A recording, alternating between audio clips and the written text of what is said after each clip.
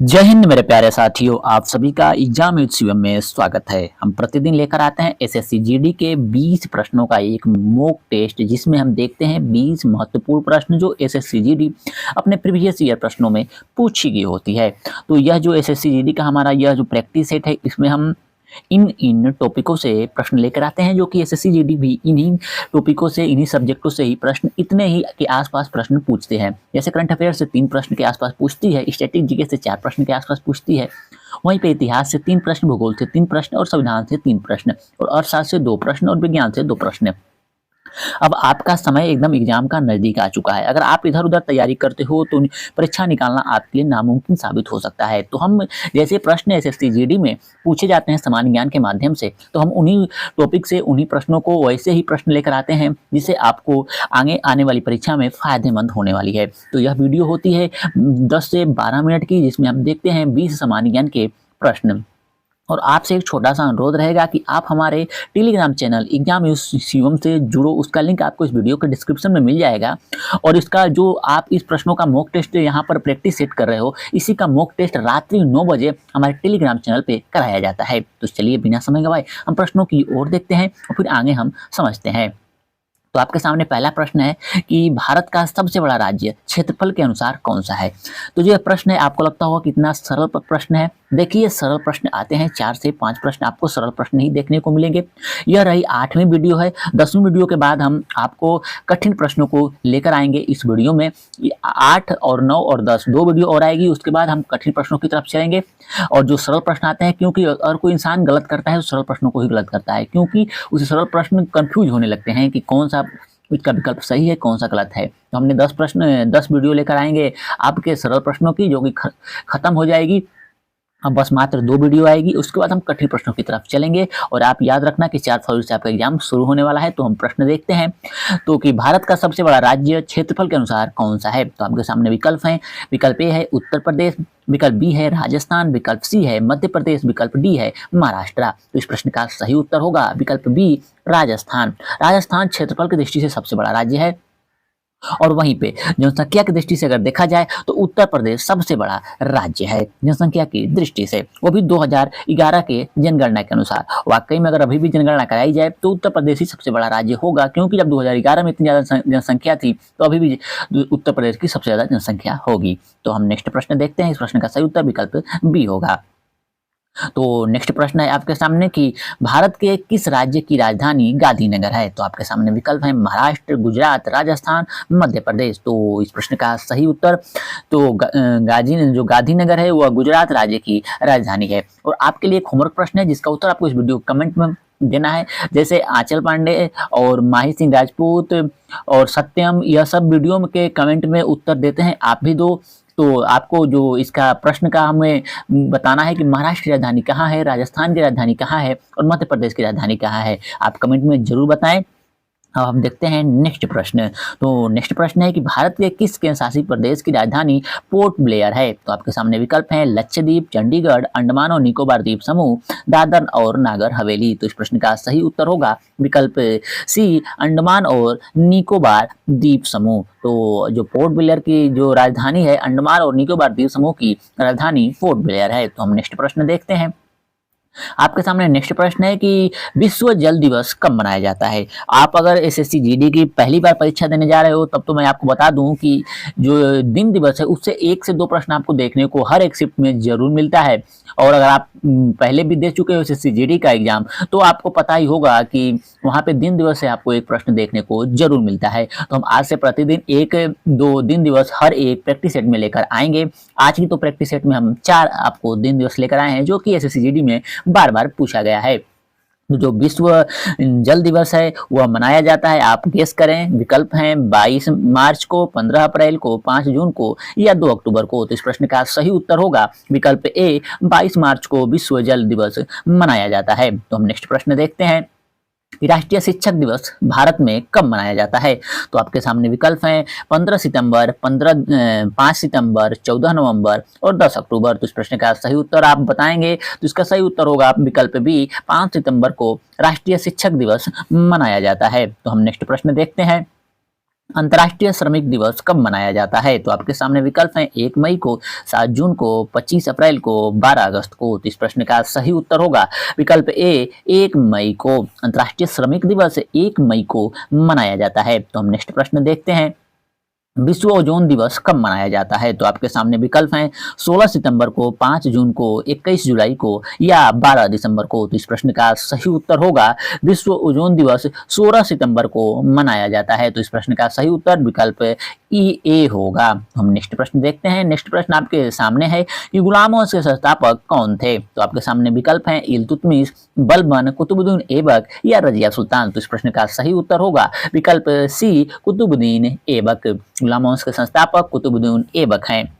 आपको आज के प्रश्न हल्के लग रहे होंगे, उसका रीजन यह है कि यह सारे प्रश्न पूछे गए हैं और हम 10 वीडियो तक आपको हल्के प्रश्नों को कवर करेंगे, क्योंकि आपको अगर हल्के प्रश्न सही होते हैं, अगर 5 से 7 एकदम सरल प्रश्न पूछे जाते हैं, अगर यह आप गलत नहीं करते हो तो आप बहुत लोगों से आगे हो जाओगे। तो 10 वीडियो हम आपको लेकर आएंगे जिसमें आपको हल्के प्रश्न रहेंगे, उसके बाद हम धीरे धीरे लेवल को बढ़ाएंगे। आप हमारे साथ जुड़े रहें और प्रतिदिन का यह वीडियो प्रैक्टिस जरूर देखें, क्योंकि इसमें बस 10 से 12 मिनट लगने वाला है और इसका मॉक टेस्ट हम हमारे टेलीग्राम चैनल से जुड़कर वहां पर दे लेंगे। और आप बस 30 मिनट हमारे साथ अगर प्रतिदिन जुड़ते हो तो आपका 15 से 18 प्रश्न हम सही कराने का वो वादा करते हैं। तो हम नेक्स्ट प्रश्न की ओर चलते हैं। नेक्स्ट प्रश्न आपके सामने है कि खिलजी वंश का सबसे प्रभावशाली शासक कौन था? तो आपके सामने विकल्प हैं अलाउद्दीन खिलजी, विकल्प बी है जलालुद्दीन खिलजी, विकल्प सी है घियासुद्दीन खिलजी, विकल्प डी है मोहम्मद बिन तुगलक। तो इस प्रश्न का सही उत्तर होगा विकल्प ए, अलाउद्दीन खिलजी खिलजी वंश का सबसे प्रभावशाली शासक रहा है। तो हम नेक्स्ट प्रश्न देखते हैं। आपके सामने नेक्स्ट प्रश्न है कि तुगलक वंश के संस्थापक कौन थे? तो आपके सामने विकल्प हैं फिरोज शाह तुगलक, मोहम्मद बिन तुगलक, गयासुद्दीन तुगलक, इब्राहिम लोदी। तो इस प्रश्न का सही उत्तर होगा विकल्प सी, गयासुद्दीन तुगलक। तुगलक वंश के संस्थापक गयासुद्दीन तुगलक थे। तो हम नेक्स्ट प्रश्न देखते हैं। अगर आप इस चैनल पर नए हो तो इस वीडियो को लाइक करो, चैनल को सब्सक्राइब करो, अपने दोस्तों को शेयर करो और हमारे साथ उन्हें जोड़ो, जिससे कि उनका भी तैयारी हो सके। तो यह रहे भूगोल के प्रश्न। आपके सामने प्रश्न है कि भारत किस अक्षांशीय क्षेत्र में स्थित है? तो आपके सामने विकल्प हैं कि 8 अंश 4 मिनट उत्तरी से लेकर 37 अंश 6 मिनट उत्तरीय। तो विकल्प बी है 6 अंश 4 मिनट उत्तरी से लेकर 35 अंश 6 मिनट उत्तरी। विकल्प सी है 10 अंश से लेकर 10 अंश 4 मिनट उत्तरी से 40 अंश 6 मिनट उत्तरी। या विकल्प डी है 5 अंश 4 मिनट उत्तरी से लेकर 30 अंश 6 मिनट उत्तरी। तो इस प्रश्न का सही उत्तर होगा विकल्प ए, 8 अंश 4 मिनट उत्तरी से लेकर 37 अंश 6 मिनट उत्तरीय तक। तो इस प्रश्न का सही उत्तर विकल्प ए है। यह प्रश्न पूछा गया है एसएससी जीडी में। अगर आप एसएससी जीडी के अलावा आरपीएफ, एनटीपीसी, ग्रुप डी की भी वैकेंसी आज से अप्लाई होगी फॉर्म, इसकी भी तैयारी करते हो, यूपीएसआई की भी तैयारी करते हो, तो सामान्य ज्ञान यही सारे प्रश्न पूछे जाते हैं। तो आप सही वीडियो पर हैं, आप प्रतिदिन हमारे साथ प्रैक्टिस जरूर करते रहें। तो आपके सामने नेक्स्ट प्रश्न है कि भारत के पश्चिम में कौन सा महासागर स्थित है? तो आपके सामने विकल्प ए है अंटार्कटिक महासागर, विकल्प बी है हिंद महासागर, विकल्प सी है प्रशांत महासागर और विकल्प डी है आपका आर्कटिक महासागर। तो इस प्रश्न का सही उत्तर होगा विकल्प बी, हिंद महासागर। भारत के पश्चिम में हिंद महासागर स्थित है। तो हम नेक्स्ट प्रश्न देखते हैं। भारत के किस राज्य में कर्क रेखा नहीं गुजरती है? तो आपके सामने विकल्प हैं, विकल्प ए है राजस्थान, विकल्प बी है गुजरात, विकल्प सी है उड़ीसा, विकल्प डी है पश्चिम बंगाल। तो इस प्रश्न का सही उत्तर क्या होगा आप गेस करें, तब तक आपको एक हम ट्रिक बता देते हैं। अगर आप बहुत दिनों तक तैयारी कर रहे हो तो आपको यह ट्रिक पता होगा, लेकिन अगर आप अभी तैयारी में कूदे हो तो आपको यह ट्रिक शायद ना पता हो। तो यह ट्रिक होता है कर्क रेखा से गुजरने वाले भारत के राज्यों का नाम याद करने का। तो ट्रिक होता है गमछा झार मित्र पर। तो जो ग है उससे होता है गुजरात, म से होता है मध्य प्रदेश, छ से होता है छत्तीसगढ़, गमछा झार झ से होता है झारखंड, र से होता है राजस्थान, गमछा झार मित्र पर मी से होता है मिजोरम, त से होता है त्रिपुरा। तो देखिए राजस्थान भी है, उड़ीसा भी है और पश्चिम बंगाल भी है। तो आपने उड़ीसा नहीं है तो गुजरात है, लेकिन उड़ीसा इसका सही उत्तर होगा। तो उड़ीसा से कर्क रेखा भारत में नहीं गुजरती है। तो इस प्रश्न का सही उत्तर होगा विकल्प सी, उड़ीसा से। तो हम नेक्स्ट प्रश्न देखते हैं। भारत के संविधान में मूल कर्तव्यों को किस अनुच्छेद में शामिल किया गया है? तो आपके सामने विकल्प ए है अनुच्छेद 21 में, विकल्प बी है अनुच्छेद 51 ए में, विकल्प सी है अनुच्छेद 32 में और विकल्प डी है अनुच्छेद 19 में। तो इस प्रश्न का सही उत्तर होगा विकल्प बी अनुच्छेद 51 ए में भारतीय संविधान के मूल कर्तव्य को शामिल किया गया है। तो हम नेक्स्ट प्रश्न देखते हैं। आपके सामने नेक्स्ट प्रश्न है कि मूल कर्तव्यों को भारतीय संविधान में कब जोड़ा गया था? तो आपके सामने विकल्प हैं, विकल्प ए 1976, विकल्प बी 1975, विकल्प सी 1985, विकल्प डी 1991। तो इस प्रश्न का सही उत्तर होगा विकल्प ए 1976। मूल कर्तव्य को 42वें संविधान संशोधन द्वारा जोड़ा गया था 1976 में। तो हम नेक्स्ट प्रश्न देखते हैं।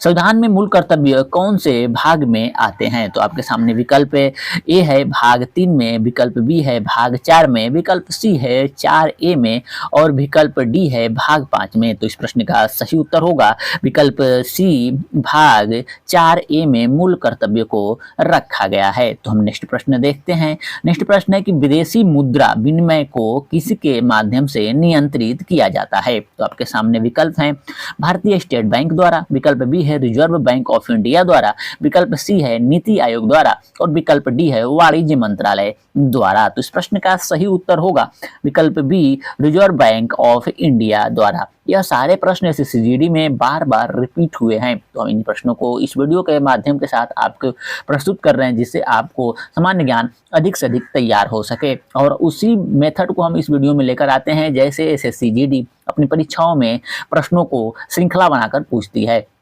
जैसे आपको एसएससी का कोई भी आप अगर प्रीवियस ईयर पेपर देखोगे तो वहाँ पे 2 अर्थशास्त्र के प्रश्न देखने को अवश्य मिलते हैं। तो चलते हैं अब हम नेक्स्ट प्रश्नों की तरफ। नेक्स्ट प्रश्न है कि मुद्रा के विनिमय दर को कौन तय करता है? तो आपके सामने विकल्प हैं, ए सरकार, विकल्प बी है बाजार की मांग और आपूर्ति, विकल्प सी है भारतीय रिजर्व बैंक और विकल्प डी है वर्ल्ड बैंक। तो इस प्रश्न का सही उत्तर होगा विकल्प बी बाजार की मांग और आपूर्ति। जो विनिमय दर को तय करने वाला है वह विकल्प बी बाजार की मांग और आपूर्ति तय करता है। तब चलते हैं हम नेक्स्ट प्रश्नों की तरह। नेक्स्ट प्रश्न है कि निम्नलिखित में से कौन सा समांगी मिश्रण है? तो आपके सामने विकल्प ए है नमक और पानी, विकल्प बी है रेत और पानी, विकल्प सी है तेल और पानी, विकल्प डी है चावल और दाल। तो इस प्रश्न का सही उत्तर होगा विकल्प ए नमक और पानी। यह समांगी मिश्रण है क्योंकि अगर पानी में नमक को घोलते हो तो वह पूरी तरह से घुल जाता है, लेकिन कुछ देर रखने के बाद आपको उसमें घुला हुआ ही नमक दिखाई देता है। तो हम नेक्स्ट प्रश्न देखते हैं और इस वीडियो का यह अंतिम प्रश्न होने वाला है कि द्रव्यमान के आधार पर मिश्रण को अलग करने की विधि कौन सी है? यह प्रश्न एसएससी में पूछा गया है। तो आपके सामने विकल्प ए है निस्पंदन, विकल्प बी है वाष्पीयकरण, विकल्प सी है चुंबकत्व और विकल्प डी है संवत्रण। तो इस प्रश्न का सही उत्तर होगा विकल्प डी संवत्रण। द्रव्यमान के आधार पर मिश्रण को अलग करने की विधि को हम संवत्रण कहते हैं। तो यह रहे आज के 20 महत्वपूर्ण प्रश्न जो एसएससी अपनी परीक्षाओं में बार बार पूछती है। अब देखते हैं आपके लिए एक होमवर्क प्रश्न जिसका उत्तर आपको इस वीडियो के कमेंट में बताना है और जिसका सही उत्तर होगा। देखते हैं कौन कौन इन प्रश्नों का उत्तर सही देता है। आप सभी लोग जो भी वीडियो देख रहे हो इस प्रश्न का उत्तर आप कमेंट में जरूर लिखें। जो आप लिखते हो वह बहुत दिनों तक आपके दिमाग में याद रहता है। तो आप पूछे गए प्रश्नों का होमवर्क का उत्तर जरूर लिखा करो। तो आपके सामने प्रश्न है कि भारतीय फिल्म उद्योग का सर्वोच्च पुरस्कार कौन सा है? तो आपके सामने विकल्प हैं कि फिल्म फेयर अवार्ड, विकल्प बी है दादा साहेब फाल्के पुरस्कार, विकल्प सी है राष्ट्रीय फिल्म पुरस्कार, विकल्प डी है जी सेन अवार्ड। यह रहे आज का होमवर्क प्रश्न जिसका उत्तर आपको इस वीडियो के कमेंट में बताना है। तो अगर आप इस चैनल पे नए हो तो इस वीडियो को लाइक करो, चैनल को सब्सक्राइब करो, अपने दोस्तों को शेयर करो। अब हम मिलेंगे नेक्स्ट वीडियो में नेक्स्ट इंपॉर्टेंट प्रश्नों के साथ। तब तक अपना ख्याल रखो और पढ़ाई करते रहो।